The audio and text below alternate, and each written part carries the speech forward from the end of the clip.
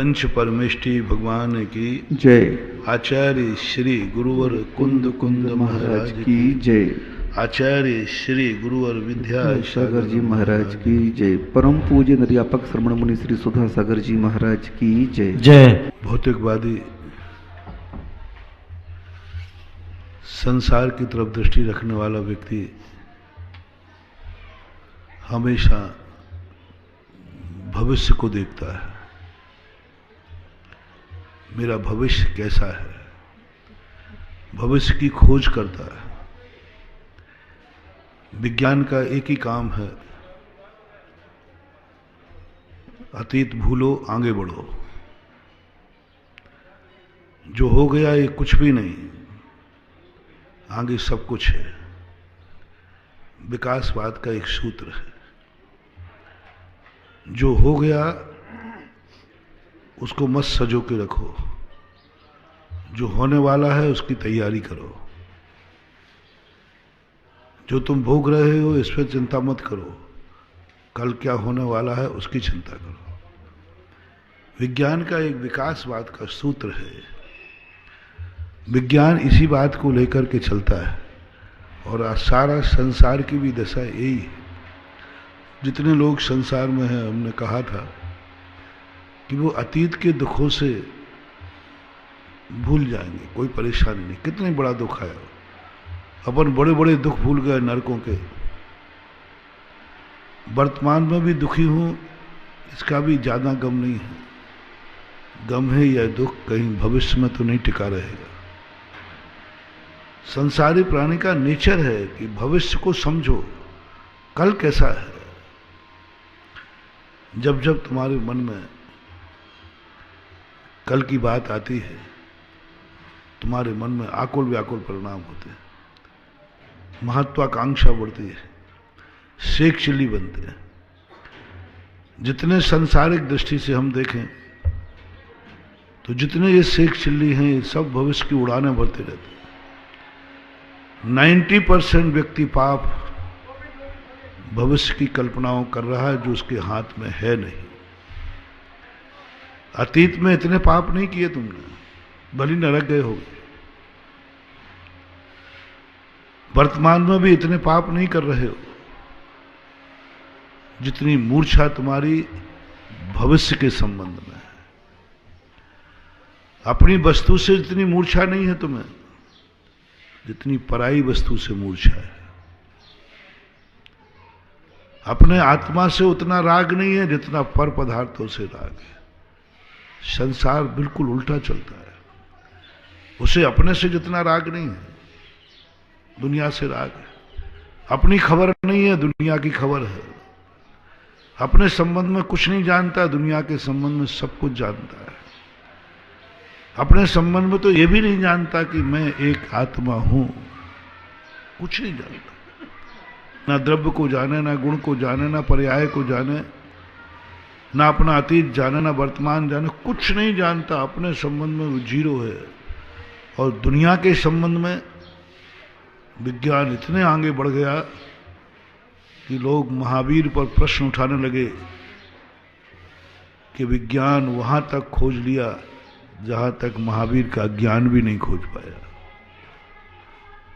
आज विज्ञान की दशा देखो, विज्ञान सारे धर्म के भगवानों को नकार रहा है, ऐसे ऐसे आविष्कार कर रहा है, ऐसे ऐसे नई टेक्नोलॉजी ला रहा है। लोग भगवानों पर प्रश्न चिन्ह उठाने लगे कि तुम कहते थे हमारे भगवान सब जानते हैं, तो फिर एक बताया क्यों नहीं जो आज विज्ञान कर रहा है। तुम कहते हो भगवान के अंदर में सब रिमोट कंट्रोल है, तो फिर ये चीजें अभी तक क्यों नहीं बनाई जो विज्ञान बना रहा है। आज विज्ञान ने एक ऐसी आविष्कार कर दिया जिसके कारण से भगवानों पर प्रश्न चिन्ह लग गया, सर्वज्ञता पर प्रश्न चिन्ह लग गया। लोगों के मन में संदेह है, जब सर्वज्ञ सब जानते थे तो जो आज विज्ञान कर रहा है ये सब क्यों नहीं बताया। भगवान करता धरता है तो ये निर्माण क्यों नहीं किया उस समय रामचंद्र जी ने, उस समय ईश्वर ने टीवी का। विज्ञान का हवा जिस सारी चीजों के लिए एक प्रश्न है। और विज्ञान कहता है कुछ नहीं, छोड़ो सब, आगे बढ़ो, पीछे मत देखो, आगे बढ़ो, आगे बढ़ो। जितना तुम आगे बढ़ सकोगे उतना ही तुम्हारी ऊंचाइयों पर पहुंचोगे, विकास होगा। अपने को नहीं, पर को जानो, विज्ञान का सिद्धांत। अपने को क्या जानना, पर को जानो। और भौतिकता में कितना ज्ञान है विज्ञान को, पर पदार्थ का, भौतिक का, पुद्गल का, सृष्टि का। और स्वयं आत्मा के संबंध में बिल्कुल जीरो है, कुछ नहीं जानता। अपने घर की संपत्ति से तुम बेखबर रहो, पड़ोसी के पता रखो कि कितना पड़ोसी के पास। और आप अक्सर कर अपने मन को देखना, आपको सदा अपनी वस्तु फीकी लगती है, दूसरे की वस्तु अच्छी लगती है। अपने खुद के चेहरे को इतना व्यक्ति अच्छा नहीं देखता जितना दूसरे के चेहरे को देखने में ललक रहती है। अपने स्वयं का नहीं, दूसरे की तरफ देखता है। 24 घंटे में व्यक्ति अपनी आंखों से अपना चेहरा देख करके राग द्वेष करता है कि दुनिया के चेहरा देख के राग द्वेष करता है, दुनिया के। क्योंकि आनंद ही उससे आता। विज्ञानवाद है ना, विज्ञान कहता है अपना चेहरा क्या देखना, दूसरे का देख। कितना भी सुंदर व्यक्ति क्यों ना हो, वो दूसरे की सुंदरता देखने के लिए लालायत रहता है। दुनिया उससे देख रही है कि ये बहुत सुंदर आदमी है, लेकिन सुंदर आदमी दुनिया को देख रहा है। विज्ञान ऐसा है, जो जहां है वह गंदा है, और जो रहे हैं, मैं सुनाया करता हूं ना, कश्मीर वाला छुट्टी में बॉम्बे जाता है, बोले कश्मीर कुछ नहीं रखा, बेकार थी, चलो बॉम्बे घूम के आते। और बॉम्बे वाला गर्मी की छुट्टी में कश्मीर जाता है, बोले बॉम्बे में कुछ नहीं है, चिप चिप है। दोनों स्टेशन पे मिलते हैं। कहाँ से आ रहा है, बोले कश्मीर से। बोले कश्मीर से आ रहा है, कश्मीर छोड़ के आ रहा है। बोले कुछ नहीं है वहाँ, बेकार, सब बर्फ ही बर्फ, दिन भर कुछ नहीं है ही नहीं, सूरज नहीं, कुछ मजा है ही नहीं। तो कहाँ मजा है, बोले बॉम्बे में, सनराइज, सनलाइट, समुद्र, बहुत क्या बॉम्बे है सब। बॉम्बे कह रहा था मूर्ख, मैं वहीं से आ रहा हूं, कुछ नहीं है बॉम्बे में, छिप छिप के गर्मी पड़ती है, सर्दी पड़ती, खारा पानी है, सब कुछ नहीं, प्रदूषण ही प्रदूषण है। मजा तो कश्मीर में है। बोलो मजा कहाँ है?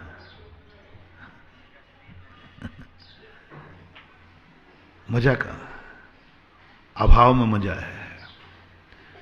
जो जिसके पास नहीं है वह मजा है, जो है उसका मजा नहीं है, जो नहीं है उसका मजा है, उसमें वो अच्छा देख रहा है। बॉम्बे वाला कह रहा है कश्मीर में मजा है, क्योंकि उसके पास कश्मीर नहीं है, वो कश्मीर में नहीं है इसलिए है। और जिसके पास कश्मीर है, जो कश्मीर है, वो कहता है कश्मीर में मजा है ही नहीं, बॉम्बे में मजा है। देखना विज्ञान का नाटक, देखना विज्ञान ये कर रहा है, ये कर रहा है। अब बताइए, दोनों के पास, जिसके पास सारी दुनिया कश्मीर की प्रशंसा कर रही है, लेकिन जो कश्मीर में है वो बोर हो रहा है। कश्मीर दुनिया बॉम्बे की प्रशंसा कर रही है, लेकिन जो बॉम्बे पहुंच चुके हैं वो कहते भैया यहां मत आओ, बहुत बेकार जिंदगी है, बहुत बेकार जिंदगी। विज्ञानवाद, संसारवाद, तरस रहे हैं मनुष्य वो स्वर्ग जाने के लिए। हम देव बन जाएं, स्वर्ग बन जाएं। और देवताओं से पूछा, वे कहते मैं मनुष्य कब बनूं? देवता तरस रहे हैं कि मैं देवता कब बनूं। कई लोग कहते महाराज मुझे सौधर्मेंद्र बनना है, मुझे सची बनना है। कई लोगों के मन ललचते हैं सौधर्मेंद्र सची बनने के लिए, कुबेर कुबेरन बनने के लिए। कई लोग तो इसलिए बन जाते हैं कि जो अभी सौधर्म बनेंगे तो आगे भी हम सौधर्म बनेंगे। जब सौधर्म से पूछा, भाई तेरा पद तो बहुत अच्छा है, सारी दुनिया तुझारे लिए बनना चाहती है, वो कहते महाराज जी सारी दुनिया को स्वधर्मंद बना दो, मुझे तो मनुष्य बना दो, मुझे तो मनुष्य बना दो। क्या है मजा, समझ में नहीं आ रहा है। तब चाहें सोहराए, दुनिया कल्पना कर रही कि वो भोग बुलाए देवों के सुख, ना के सौख्यम न के सौख्यम। स्वर्गों के सुख कैसे हैं, स्वर्गों जैसे हैं। जब स्वर्गों का वर्णन करते हैं, लालची लोभी संसारीवादी के मन मचल जाता है कि वो दिन कब आएगा जब मैं स्वर्गों जैसे सुख भोगूंगा। कल्पना ही कर लेता है स्वर्ग जैसा सुख कैसा सुख होगा। पूजपाल स्वामी कहते हैं, संसारी व्यक्ति कहता है स्वर्ग का सुख तो स्वर्ग का सुख है।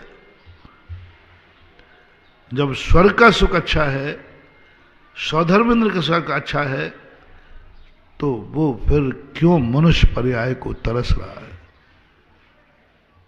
वो कह रहा है सबको बना दो स्वधर्म में, आज ही छोड़ने को तैयार हूं।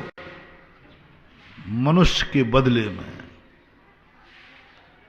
एक अंतर्मुहूर्त को मनुष्य पर्याय मानता है, अधिकतम ये 8 वर्ष के लिए मांगता है। स्वधर्म कह रहा हूं, छायक सम्यक दृष्टि, सारे स्वर्गों का अधिष्ठाता, जम्बी रूप के उलटने पलटने की शक्ति रखने वाला, कितना उसका वैभव है। चक्रवर्ती का भी वो वैभव नहीं होता जो उसका वैभव है। चक्रवर्ती से ज्यादा शक्ति देवों में होती है। ऐसे देवता कह रहे हैं कि मुझे मनुष्य बना दो, चक्रवर्ती नहीं बना दो। वो कह रहे हैं मुझे मनुष्य बना दो, चाहे भले चौलेश्वर बाबा के चौगले में बना दो, गांव में बना दो, गरीब के यहां बना दो, बस मुझे मनुष्य बना दो।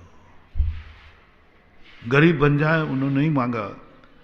जो स्वधर्म का चिंतन पड़ा शास्त्रों में, शर्वक भगवान ने स्वधर्म कहा, वो ये नहीं कह रहा मुझे अमीर बना दो। जहां गरीब बनाओ, कैसे बनाओ, मुझे मनुष्य बना दो, बस मनुष्य बनना चाहता हूं। मैं थक गया हूं इन स्वर्गों से, थक गया हूं इन भोग विलासिताओं से, थक गया हूं इन विक्रियाओं से। क्या विक्रिया, उनका क्या वैभव, अणिमा मणिमा विक्रिया, कैसे बना, उससे थक गया वो। बस मुझे मनुष्य बनना है। जब कोई व्यक्ति, मैंने एक दिन कहा था ना कहीं पर, आसन भव कौन, जो पुण्य से थक जाए, पाप से नहीं। तुम दुखों से थक गए हो महाराज। इस मनुष्य पर्याय में कुछ नहीं लिखा, कुछ नहीं। दिन भर कमाओ खाओ, निशि सेरते प्रजा, तुम्हारे नक्तम देवम प्रमत्तवा न जागरे बात विशुद्ध वर्तन। बस दिन भर कमाओ, इसका टेंशन उसका टेंशन, बीमारी का टेंशन। 24 घंटे में मनुष्य सुखी है ही नहीं। मरने का टेंशन, कभी मर जाए, गाड़ी में बैठो एक्सीडेंट का टेंशन, बीमारी का टेंशन, कोरोना का टेंशन, कितने टेंशन पाल रखे। महाराज जी इन दुखों से मैं ऊब गया हूं। जब जब तुम मनुष्य पर्याय के दुखों से ऊबोगे तुम डूबोगे। जब जब तुम्हें मनुष्य पर्याय में कोई भी घटना कष्टदायी लगेगी और ऐसा भाव करोगे मैं ऊब गया हूं महाराज इस मनुष्य पर्याय के कष्टों से, कमा कमा के थक गया हूं, दवाई खा खा के थक गया हूं, शरीर की शिक्षा कर करके थक गया हूं। जब जब जो मनुष्य कार्यों में घटित घटनाएं हैं, उनमें जब जब तुम्हें महसूस हो महाराज मैं थक गया हूं, थक गया हूं। बाप कहे मैं बेटों का पालते पालते, खर्चा उठाते उठाते उनकी थक गया हूं, समझ लेना बाप के डूबने के दिन आ गए।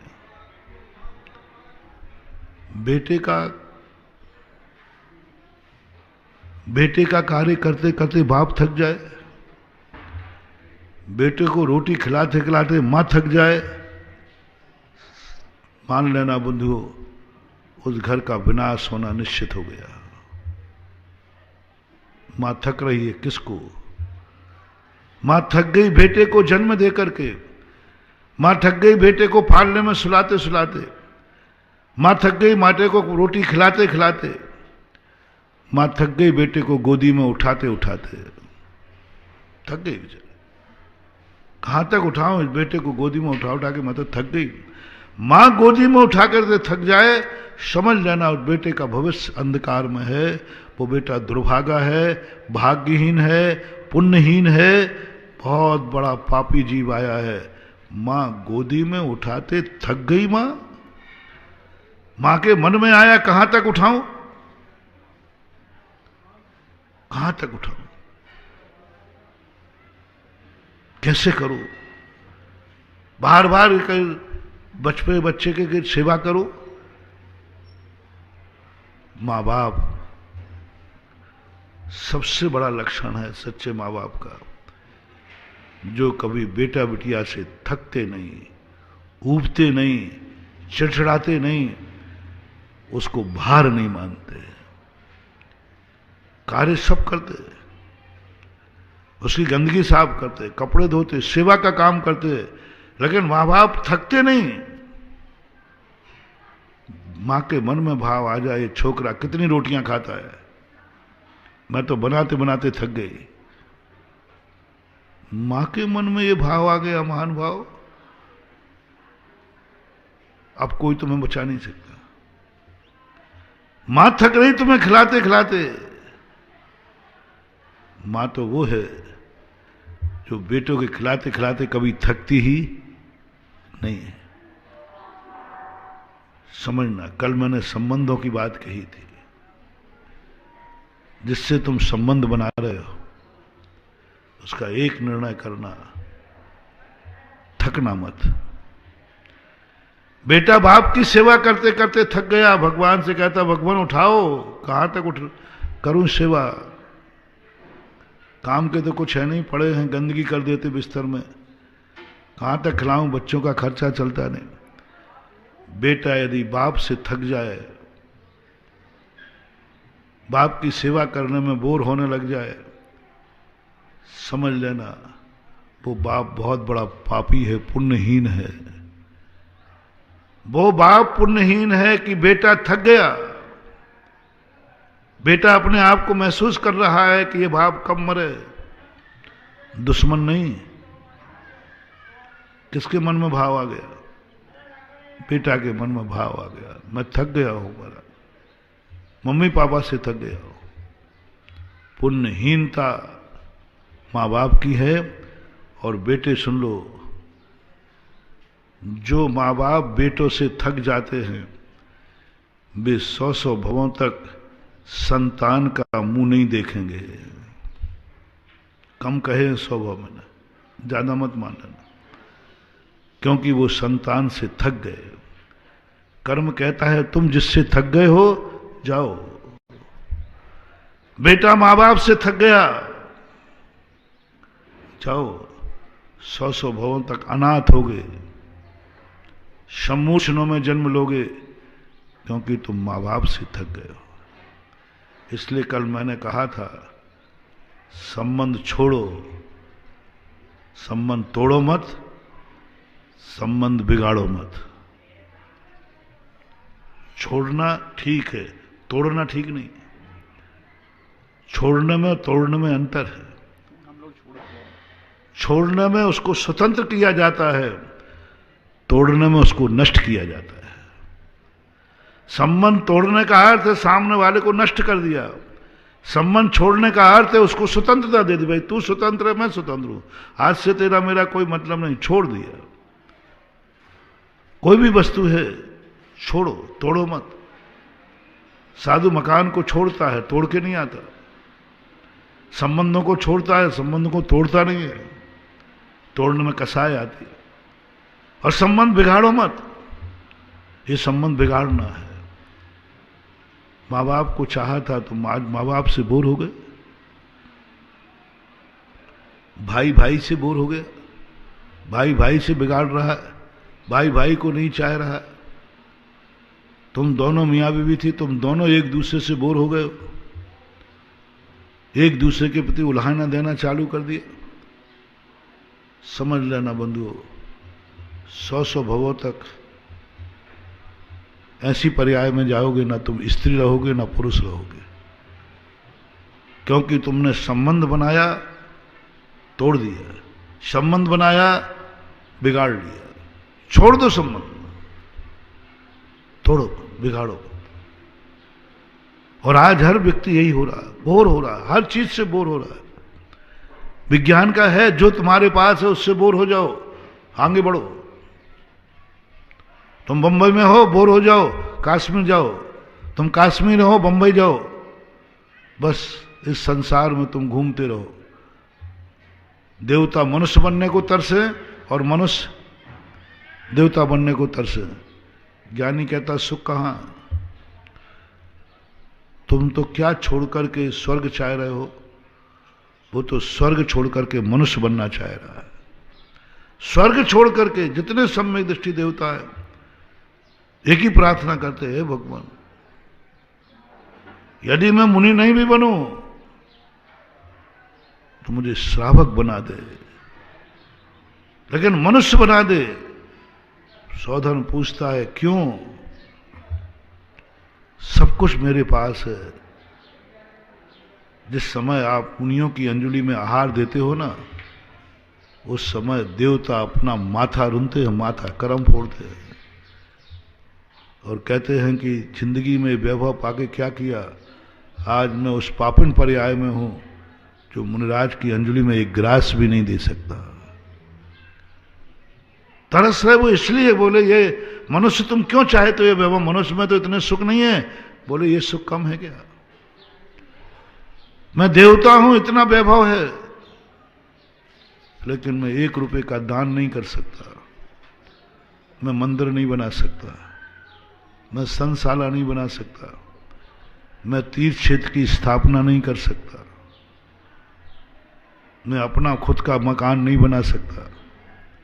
बना बनाया सरकारी बंगला है, जैसे कलेक्टर होते ना, उनको डाक बंगला मिलता, सरकारी बंगला है। और बंगले में वो कभी आत्मीयता नहीं रखते, और बंगले से उनको कभी राग नहीं होता, और बंगले में कभी वो अच्छी तरह पैसा इन्वेस्ट नहीं करते, क्योंकि कब ट्रांसफर हो जाए। बंगला है बस। तुम देवताओं को क्या समझ रहे हो? देवताओं का विमान सरकारी बंगला है। कई कलेक्टर रह गए और कई कलेक्टर चलेंगे, उनका खुद का मकान नहीं होता। कलेक्टर है, कमिश्नर है, राष्ट्रपति है, प्रधानमंत्री है, विधायक है, सांसद है, जितने बड़े बड़े पद हैं, इनको बस सरकारी बंगला। जैसे ये पद से उतरेंगे वसीयत नहीं होती इनकी, सरकारी कर्मचारी की वसीयत नहीं होती है। लेकिन जो व्यापारी होता है, भली हाथ ठेला है, सब्जी मंडी में बताता है, मूंगफली लगाता है, लेकिन वो ठेला अपने बेटे को वसीयत में देके जाएगा, बेटा ये ठेला। लेकिन कोई नौकर कर्मचारी अपनी वसीयत में देके जाए? कोई एसपी है, वो अपने बेटे को एसपी वसीयत में दे सकता है? जो बंगला मिला है वो वसीयत में दे सकता है? नौकरी क्यों मना की है? नौकरी मना क्यों की है? सबसे बड़ा कारण क्या है? नौकरी का अर्थ है कि 24 घंटे दबाव में रहना, प्रेशर में रहना। और नौकरी का अर्थ है अपने लिए कुछ नहीं, सब पर के लिए करना। और तीसरा कारण है नौकरी में कितने कुछ कमा लो, वसीयत नहीं मिलेगी। जगन नौकरी भीख निदान। मैं तो जैनियों को हमेशा कहते हैं, ऋषभ देव ने कहा है तुम सेठ बनो, नौकर नहीं। उत्तम खेती मध्यम बान, जगन नौकरी भीख निदान। भीख के बराबर कह दिया, भीख के बराबर कह दिया नौकरी करना, किसी के यहां दास्ता करना। भीख मांगने में फिर भी जो भीख में मिलता है उसका भिखारी मालिक होता है, लेकिन नौकर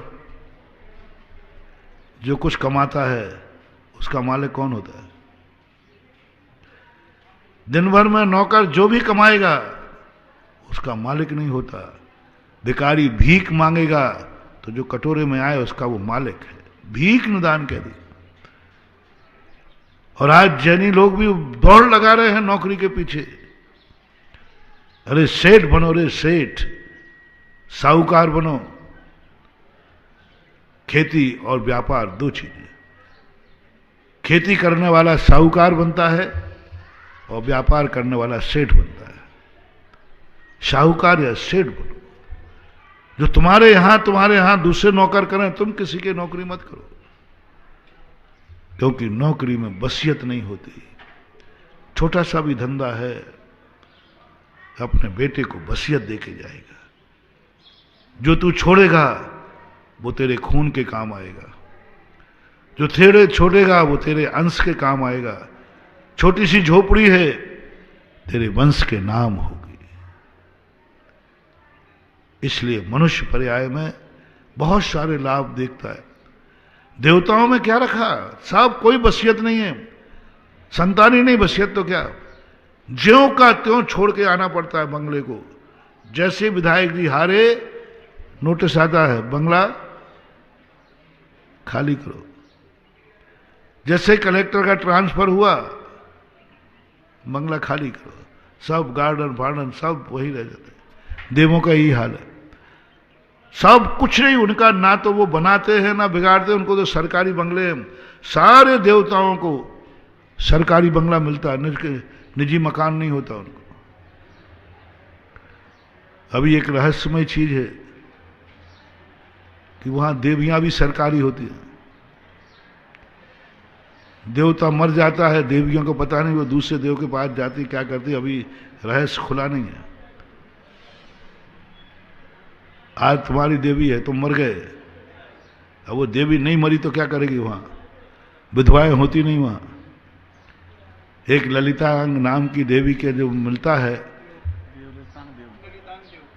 हाँ, 6 महीने तक उसकी उम्र थी, पति मर गया तो मंदिर में जाके बैठ गई और कोई वर्णन नहीं है। सब कुछ किराए का, सब कुछ सरकारी, धन दौलत जितना वैभव सब सरकारी। जैसे ही तुम वहां से आओगे सब वहीं दूसरे को देना पड़ेगा। जो दूसरा आएगा वो मालिक होता है, वहां गद्दी होती है। तो देवता वहां सौधर्मंद आदि जो ज्ञानी देव होते हैं वो कहते हैं यहां मेरा है क्या, कुछ भी तो नहीं है, दान दे नहीं सकते। वो कलेक्टर सरकारी संपत्ति में से दान दे सकता है? क्योंकि सरकारी उसने कमा के बनाई नहीं, वो दान नहीं दे सकता। देवता दान नहीं दे सकते क्योंकि उन्होंने कमाया नहीं, उनका है ही नहीं, वो तो सरकारी है। कलेक्टर करोड़ों रुपए का टर्नओवर करता है, करोड़ों रुपए का टर्नओवर, लेकिन उसका मालिक नहीं होता। देवता भी करोड़ों अरबों रुपए के रत्नों का टर्नओवर करते हैं, वहां भी खर्च होता है, लेकिन उनको कोई प्रकार का पुण्य नहीं लगता। टर्नओवर कर रहे हैं कलेक्टर के समान। उन्होंने कहा जाओ तीर्थंकर के रत्न बरसा दो, बरसा दिए। वो देवता को 12.5 करोड़ रत्न बरसाता है एक दिन में, लेकिन बरसाने वाले कुबेर को किंचित मात्र भी पुण्य नहीं लगता। इतना दान देने का पुण्य लगेगा, और तुम 5 रुपया डाल दो तो पुण्य का भंडारा भर जाता है।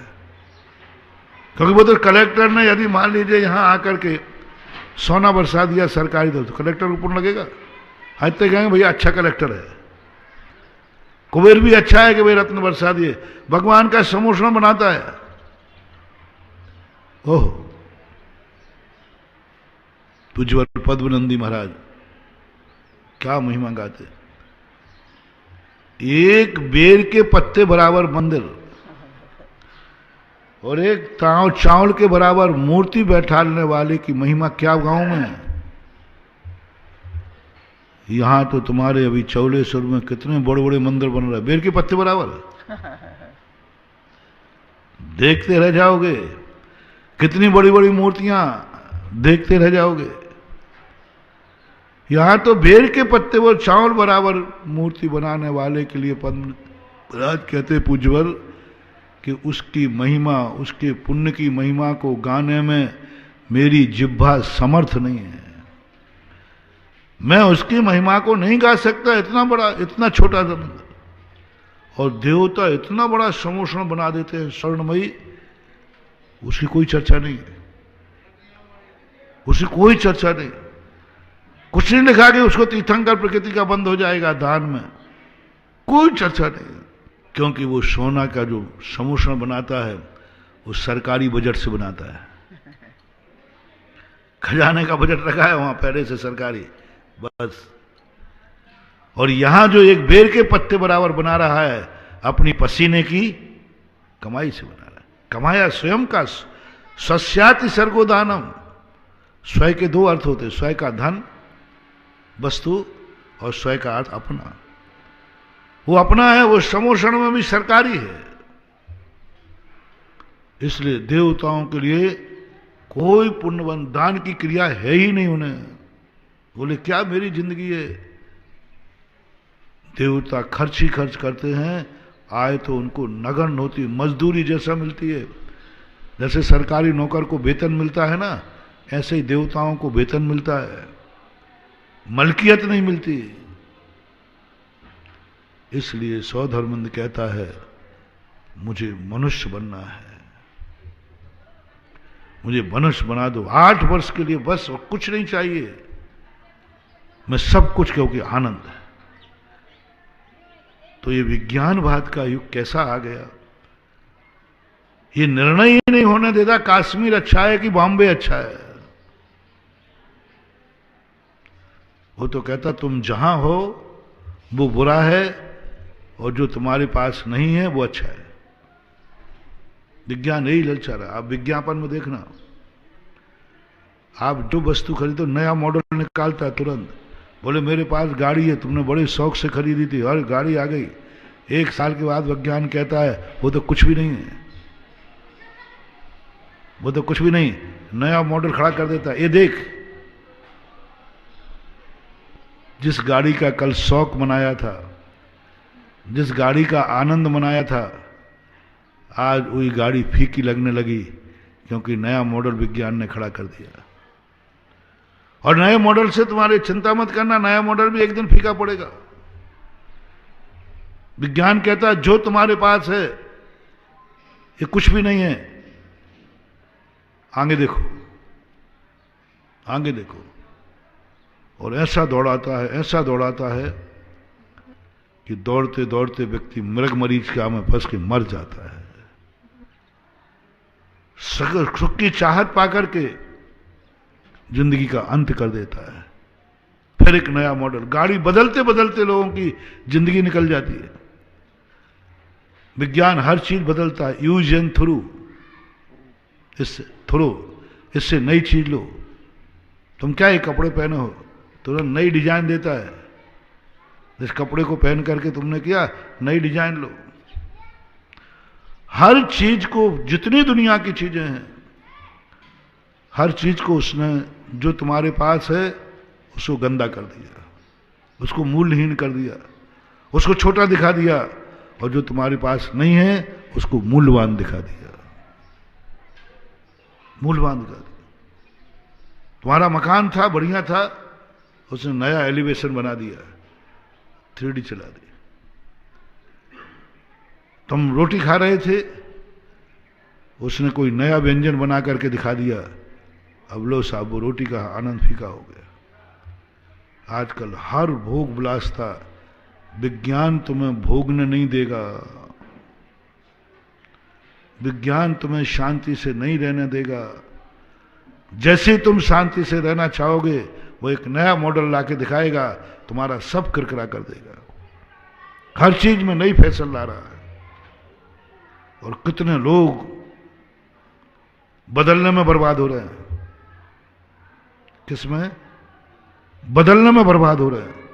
कपड़े अभी से लाए थे, नई फैशन आ गई, वो कपड़ा पड़ा है अभी फटा नहीं है, नई ड्रेस आ गई, नया लेटेस्ट निकला। गाड़ी कोई खराब हुई नहीं है, मात्र इतना हुआ है नया मॉडल आ गया, बस ये गाड़ी खटारा हो गई। भाई गाड़ी तो सब तरफ से ठीक है। अरे महाराज जी कुछ नहीं, छोकरे बच्चे लोग भी आजकल ऐसे, पापा ये क्या पुरानी चीज, बेटा इसमें कमी क्या? बोले कमी नहीं, मॉडल देखो। जो वर्णन आज विज्ञान का है, यही वर्णन हमारे शास्त्रों में संसार का है। संसारी व्यक्ति के पास जो है स्वयं का है, उससे वो खुश नहीं है, वो दूसरे की थाली से खुश है। दूसरे की वस्तु को देखने में उसको ज्यादा रुचि है, स्वयं को देखने में नहीं, स्वयं को देखने में नहीं है। जो मैंने पहले कहा था, स्वयं के चेहरा देखने में उतना समय खुशी नहीं है जितना दूसरे के चेहरों को देखने में खुशी है। अपने संबंध की बातें सुनने में रुचि नहीं है, दूसरे के संबंध में बातें रुचि देखने की। स्वयं के पापों को भी देखने की रुचि नहीं है, दूसरे के पापों को देखने के लिए बहुत रुचि है। आज सब पिक्चर देखो क्या है, दुनिया के चैनल देखो ये क्या है, इतने गंदे सीन दिखा रहे हैं जो गंदे तुम करते हो। गंदे सीन करते हो, गंदे कार्य करते हो, उसमें उतनी रुचि नहीं है जितना दूसरे की ब्लू पिक्चर देखने में रुचि है। तुम संसारी ग्रस्त हो, तुम्हारा संयम नहीं है, तुम असंयमी हो। वही पाप दूसरा कर रहा है, तुम उसको क्यों देखना है? तुम भी तो खुद ही तो आप ही हो। स्वयं चोर दूसरे चोर की कहानी को पढ़ता है, ये चोर अच्छा है। स्वयं रागी दूसरे की रागी की कहानी पढ़ता है, ये स्वयं रागी है, उसका उसको मतलब नहीं, ये कैसा रागी, ये कैसा पापी। ये जो नियत है हमारी, ये नियत हमारे लिए मृग मरीचिका के समान भटका करके जीवन का अंत कर देंगे। ये तो मैंने एक विज्ञान का, संसार का पोस्ट तुम्हारे सामने रखा, जो तुम भटकते रहो बंबई से कश्मीर और कश्मीर से बंबई, स्वर्ग से मनुष्य और मनुष्य से स्वर्ग। और धर्म क्या करता है? धर्म खोज को नहीं, इतिहास को महत्व देता है। धर्म खोज को नहीं देता, धर्म इतिहास को महत्व देता है। बोले जो खोजा चुका उससे ज्यादा तुम खोज ही नहीं सकते, जो तुम भोग चुके हो उससे ज्यादा भोग नहीं सकते, जो तुम्हारे पास है उससे अच्छी चीज दुनिया में नहीं है। जो तुम हो अपने को जानो। देखो कितना समय विज्ञान कहता पर को जानो, दुनिया को जानो, अपने को खबर नहीं।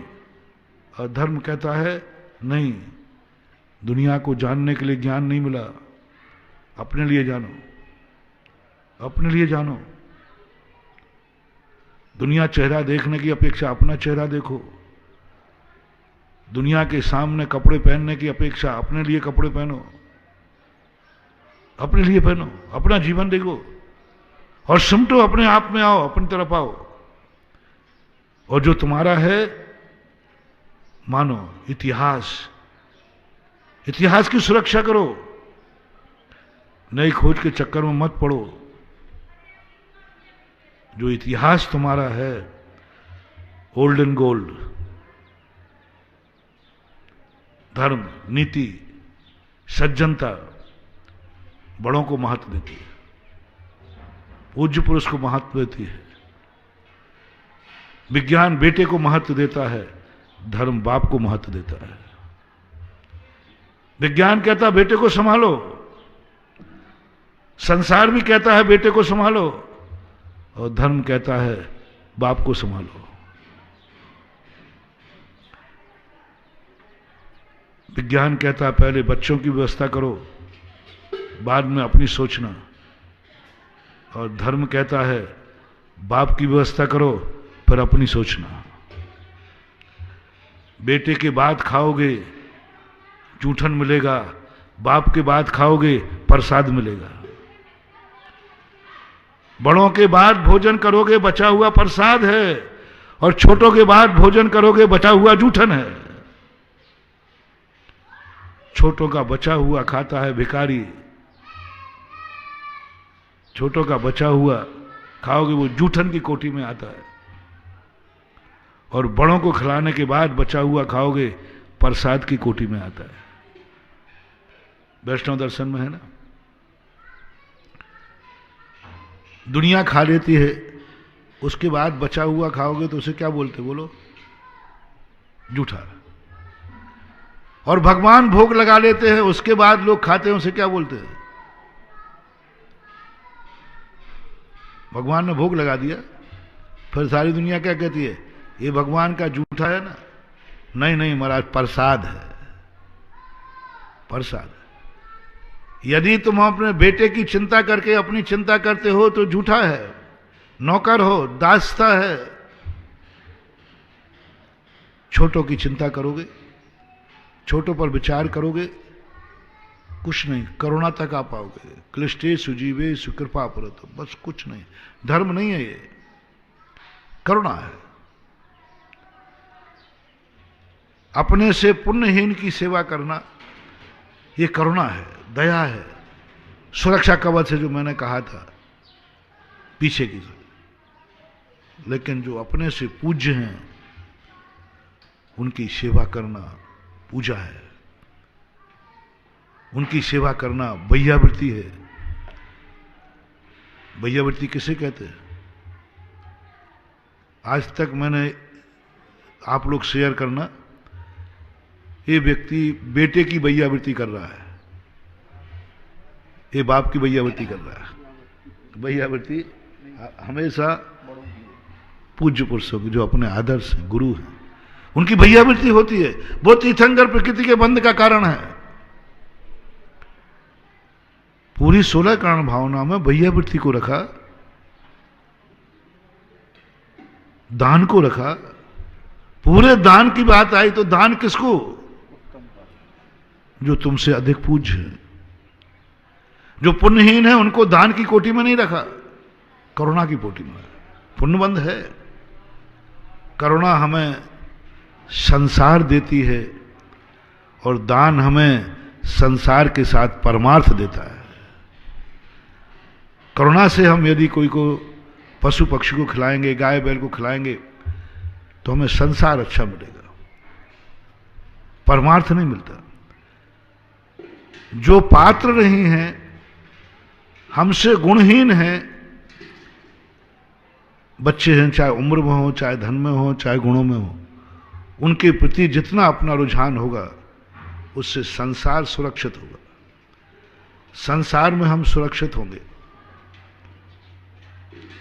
संसार हमारा व्यवस्थित होगा, लेकिन परमार्थ नहीं बनने वाला। परमार्थ जब भी बनेगा, गुणशो प्रमोदम, अपन से जो अधिक गुणवान हैं उनके लिए तुम अपने जीवन में कुछ भी करोगे, और बाद में तुम माँ बाप को सुलाकर सोओगे, नींद तुम्हें प्रसाद में आएगी। बेटों को सुलाकर सोओगे, तुम्हारी नींद मजदूर की कहलाएगी, मजदूरी करके सो रहा है। बेटे को सुला के सो रहा है, मजदूरी करके सो रहा है, और बाप को सुला के सो रहा है। वो नींद तुम्हें प्रसाद में मिलेगी, धर्म करके सो रहा है, पूज्य पुरुष की सेवा करके सो रहा है। पिताजी को खिला कर खाता है, प्रसाद खाता है। गुरु को खिला के खाता है, प्रसाद खाता है। भगवान की पूजा करके खाता है, प्रसाद खाता है। पहले कहा भगवान को अर्घ्य चढ़ाओ, जैनियों में पहले पेट भरो ना, नहीं, भगवान को अर्घ्य देकर खाओगे तो तुम्हारा भोजन प्रसाद बन जाएगा। जिन सूकरों का मांस खा के पेट भरते थे, इस सूकर में एक बीमारी आ गई, लाखों सूकर काट के समुद्र में फेंक दिए। लाखों सूकर काट, कितने मुर्गे, चिकनगुनिया चला था ना। अभी देखो, एक नीति नरकाली किसी दूसरे देश ने 60 साल के ऊपर जिनको कोरोना हो उनकी कोई दवाई नहीं की जाए, मरने दो, और सीधा निपटा रहा है। एक देश, नाम लिए बिना आप सबको मालूम है, एक देश 60 साल के ऊपर जितनों को बीमारी हो जाए कोरोना, बोले मार डालो। क्या काम के हैं? इससे देश को कोई हानि नहीं है। जवानों को बचाओ, यंग ब्लड में जाओ। अभी एक चीन ने को एक जैसे देशों में जो दुनिया के देश हैं, इनमें से ऐसी हवा चल रही है कि वो कहते जवानों को बचाओ, बूढ़े को मरने दो। उनकी कोई दवाई नहीं, कोई एडमिट नहीं, कुछ नहीं, मरने को ऐसे सड़क पर छोड़ा तड़प रहे हैं वृद्ध लोग। सीन दिखाया, वृद्ध लोगों को कोरोना हो गया, तड़प रहे, कोई नहीं पूछ रहा, बेटा भी नहीं पूछा, अपने बच्चों को बचाने में लगा है। अपने बच्चों को लगाओ। विज्ञान कहता है बच्चों को बचाओ, बच्चों को बचाओ, ये भविष्य है तुम्हारा, ये देश का भविष्य है। अब आओ अपने देश भारत में। भारत देश की संस्कृति है। धर्म कहता है दादा को बचाओ, बूढ़ों को बचाओ। बेटा तो दोबारा दूसरा भी हो सकता है, दादा दूसरा नहीं हो सकता। बेटा मर भी गया तो अभी उम्र ज्यादा नहीं है, दूसरा भी हो सकता है, लेकिन बाप दूसरा नहीं हो सकता। बेटा का गोद में लिया जा सकता है, बाप कभी किसी गोद में नहीं लिया जाता। जिनके बेटे नहीं होते हैं, मर जाते हैं, वे बेटा गोद ले सकते हैं कि नहीं? लेकिन आज तक किसी बेटे ने बाप को गोद लिया? बेटे का अल्टरनेट है, बाप का कोई अल्टरनेट। बाप बाप ही होता। वो तो एक है, मर गया तो मर गया, कभी लौटने वाला नहीं। बेटे एक से दो हो सकते हैं, बाप एक से दो नहीं हो सकते। मां एक से दो नहीं हो सकती, स्त्रियां एक से दो हो सकती हैं। हजारों हुई, बहु विवाह चलते थे, लेकिन मां दो नहीं हो सकती। 96,000 होते, मां दो नहीं हो सकती। धर्म कहता है इतिहास सुरक्षित करो, इतिहास को बचाओ, इतिहास को पढ़ो, इतिहास को समझो और उनको पूजो। जिंदगी नहीं, मरने के बाद पूजा जाता है भारत में। विज्ञान कहता है मरे को क्या पूछते हो, और धर्म कहता है मरे की ही पूजा होती है। आज सभी तीर्थंकर मोक्ष चले गए, अपन उनके मंदिर बना के पूज रहे। विज्ञान कहता है ये सब गलत है। मर गए वो तो चले गए, क्या लेना देना उनसे? तुम्हारे कोई काम आएंगे क्या? यूजलेस, अब कोई काम के नहीं, क्या करोगे उनको? मर गए मर गए, बोलो छोड़ो, सब खत्म करो। धर्म कहता है जो मर गए उनको पूजो, फोटो बना के पूजो, मूर्ति बना के पूजो। जिस चेटका पे जले थे उस चेटका को पूजो, पूजो, आदर्श मानो, सुरक्षित करो उनको। जब हमारे यहां कोई मर जाता है तो व्यक्ति उसको सुरक्षित करने का प्रयास करता है, उसकी पुरानी फोटो रखता है, बार बार देखता है, उसके प्रति श्रद्धा जागती है। आज ये मंदिर क्या है? इतिहास को सुरक्षित करना है, जो भगवान हो चुके हैं उनको पूजा करना है। बहुत बड़ा सोच। विज्ञान और धर्म की जब मैंने देखा, क्योंकि मैं तुलनात्मक अध्ययन करता हूं, कभी भी किसी भी चीज को पढ़ता हूं तो उसके विरोधी को जरूर पढ़ता हूं। आज विज्ञान और धर्म में टकराहट क्यों हो रही है? मूल कारण है जो तुम्हारे पास है उसमें संतोष धारण मत करो, आगे की सोचो।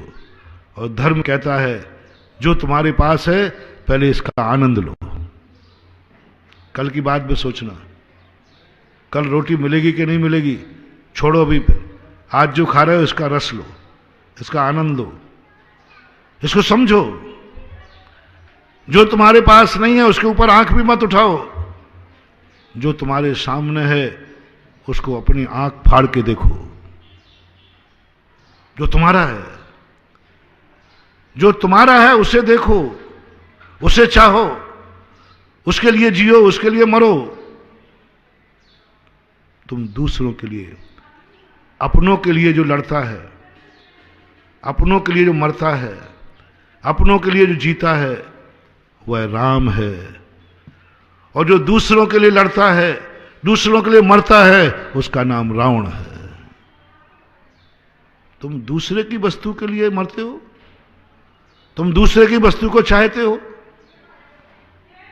इसी का नाम रावण है। जब जब तुम्हारी नियत, तुम्हारी दृष्टि, तुम्हारा सोच दूसरे की वस्तु पे जाए, समझ लेना रावण का अंश तुम्हारी आत्मा में पनप गया। जब जब तुम्हारा जावे, जब जब तुम्हें जाए कि ये वस्तु मैं लूंगा। डाकू क्या करता है? साहूकार अपने धन के लिए, रक्षा के लिए मरता है और डाकू दूसरे के धन के लिए मर जाता है। डाकू भी मारे जाते कई बार के नहीं, किस लिए मारे गए? दूसरों के धन लूटते हुए मारे गए। साहूकार भी कई बार मरता है, अपने धर्म की रक्षा करते हुए मरता है। डाकू मार देता ना कई बार, साहूकार अपने धन को बचाता है और उसी में मारा जाता है। दोनों में एक व्यक्ति अपने धन की रक्षा करते हुए मरा, एक व्यक्ति दूसरे के धन को लूटते हुए मरा। दोनों में से दुर्गति किसकी होगी? डाकू कौन कहलाना? डाकू कौन कहलाना? वो पापी है डाकू, दूसरों के धन के लिए मर गया, दूसरों के धन के लिए मर गया। और तुम कौन हो? अपने धन के लिए मर गया। रामचंद्र जी अपने धन के लिए मर रहे थे और रावण दूसरे के धन के लिए मर रहा था। रावण अपनी स्त्रियों को नहीं चाह रहा था, दूसरे की स्त्री को चाह रहा था।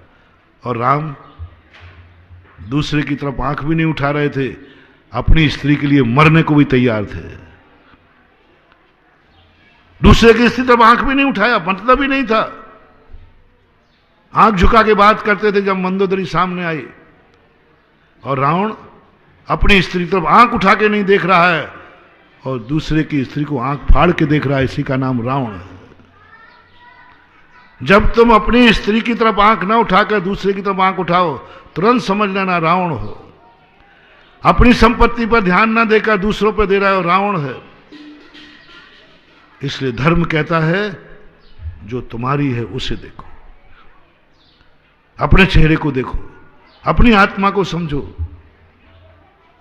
हमारे आचार्य श्री हमेशा एक शेर गाया करते हैं, दूसरों को देख देख करके आंखें अंधी हो गई, पर पदार्थों को देखते देखते आंखें थक गई। एक बार भी तूने अपने आप को नहीं देखा। सारे जगत में जो नहीं है वो तेरे पास है, जो तेरे पास है उसको नहीं देख रहा। अपने सीने में है तस्वीरें यार, जरा गर्दन झुका लो देख लो। आचार्य श्री का शेर, अपने सीने में है तस्वीरें यार, जरा गर्दन झुका लो देख लो। कितना बड़ा समय सार है, कितना बड़ा धर्म है। अपने आत्मा को देखो, अपने पास देखो, अपने पास क्या नहीं है। सब कुछ अपने पास, सब कुछ अपने पास संपत्ति। अपनों से तो प्यार करता नहीं, दूसरों के प्यार के लिए मरता है।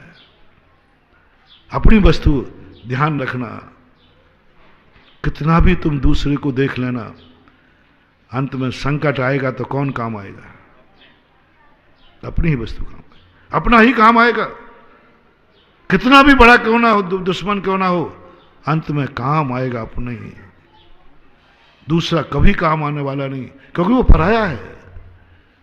तो धर्म की नीति और विज्ञान की नीति का मैंने तुलनात्मक रूप से तुम्हें बताया। धर्म क्या है? इतिहास अपने तक, अपनों तक सीमित करता है, और विज्ञान खोज को, पर की तरफ दौड़ाता है, पर की तरफ दौड़ाता है। दौड़ो, जितना हड़प सको, जितना कब्जा कर सको, जितना लूट सको, जितना दुनिया में जान सको जानो। ये विज्ञान कहता है दौड़ो। और धर्म कहता है जितना तुम रुक सको रुको, जितना अपने को जान सको जानो, जितना अपनों को जान सको जानो, और जितना पुराने हो चुके हैं उनको आदर्श मानकर पूजो, उनके मंदिर बनाओ, उनके लिए जियो।